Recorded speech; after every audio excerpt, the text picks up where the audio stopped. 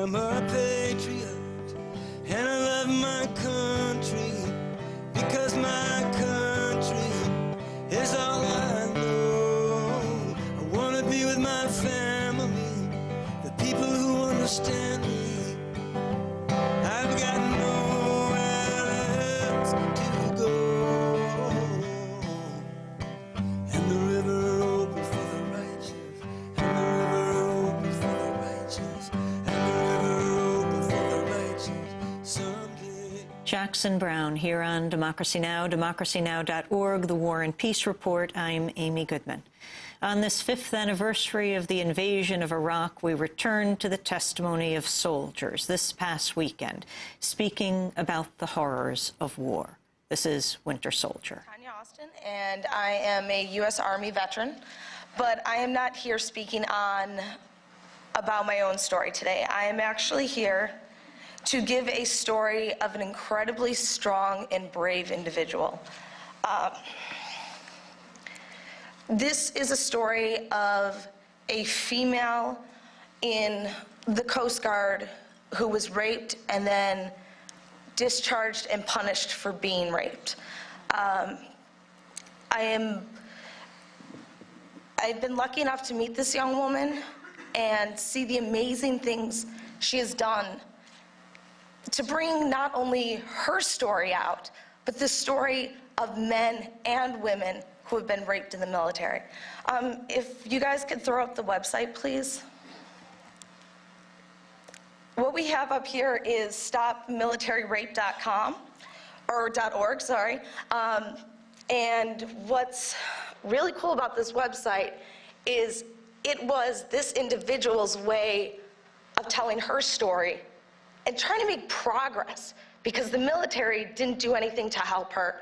So finally she decided, well, if the military won't help me, I'm going to help me and everyone like me. As you see there on the homepage, these are some really frightening statistics. 25% of women will be sexually assaulted on college campuses. 12% of women will be raped while in college. 28 to 60%, 66% of women in the military report sexual assault. The reason the number varies so much is military reports versus VA reports.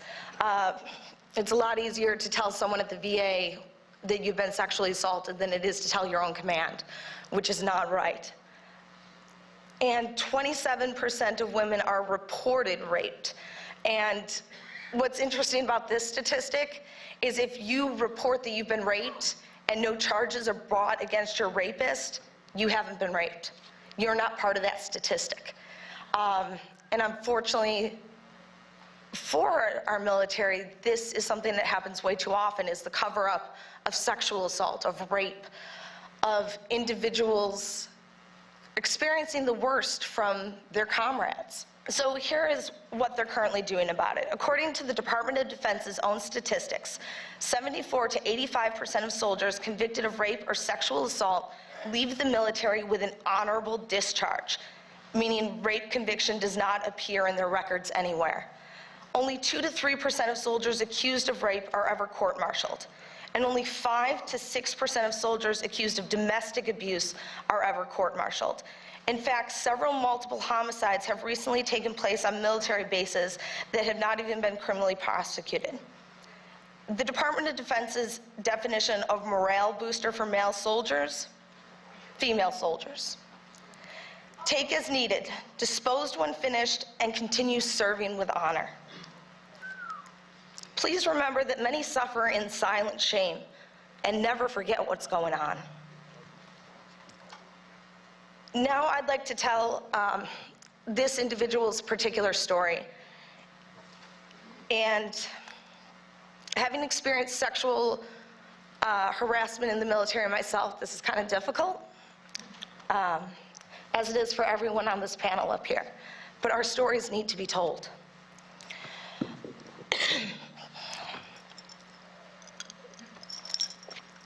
We are often asked how we get started with Stop Military Rape Crisis Center. I am a veteran of the United States Coast Guard and a survivor of military sexual trauma. I was raped in May of 2006 by a fellow shipmate.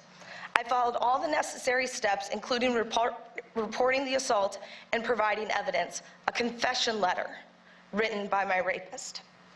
In August of 2006, I was informed that I'll be discharged. According to the Coast Guard Academy psychologist, surviving rape makes one ineligible for worldwide deployment, and as a result, I can no longer serve in the Coast Guard. What follows was a 9-month battle between the Coast Guard and myself while I tried to keep my job and change the Coast Guard's unofficial policy that rape survivors should be allowed to serve in the Coast Guard. I was a female in my early 20s, brand new to the Coast Guard. I admitted I did not know every Coast Guard policy or tried to know something beyond my E3 rank. All I know is that what was happening to me was just not right. I felt powerless. I didn't know how to fight the military. I was taught how to fight with them, for them, but how can I fight for my rights to stay with them? Out of the need to vent and needing an outlet to express the horror I was experiencing as a result of being raped, I started an on-log blog on MySpace. I was not expecting much of it. I just wanted to let out all the pain in me and share with the public. I almost immediately started receiving emails from active duty military members and veterans alike, each wanting to share their story. Everybody's story was so different yet so similar. I received one email from an 18-year-old female who was raped 2 hours prior by a member of her command and was scared and had no one else to turn to. I received an email from a Coast Guard veteran who was raped 10+ years ago while serving, and I was the first person he ever told. I started doing research online about military rape. I learned about tailhook and read the brave story of Army Specialist Suzanne Swift. What was happening to me in the Coast Guard was very common and had been going on for a long time. I knew that I was in for the biggest battle of my life. I could not abandon my fellow men and women in uniform. Something's got to change. Stop Military Rape and the Military Rape Crisis Center was formed. We are the nation's largest support group for the survivors of military sexual trauma. In 2007, we assisted over 12,000 men and women of military sexual trauma and their families. We are starting to work with Congress to change the military policy of sexual assault. Every man and woman that volunteer to serve their country should have the right to serve without the fear of being sexually assaulted, harassed, and/or raped. In addition, no one should be reprimanded or punished for reporting a crime that was done to them. May 30th is International Stop Military Rape Awareness Day. Write to your representatives, contact the media, do what we're doing now, and let them know that military rape is something we just can't stand for. This young woman is remarkable. Her story powerful. And unfortunately, because of time, we can't tell her whole story. But every person up here has a story to tell. Every veteran out there, every active duty member that's sitting in this audience knows someone that has either been assaulted or raped or harassed.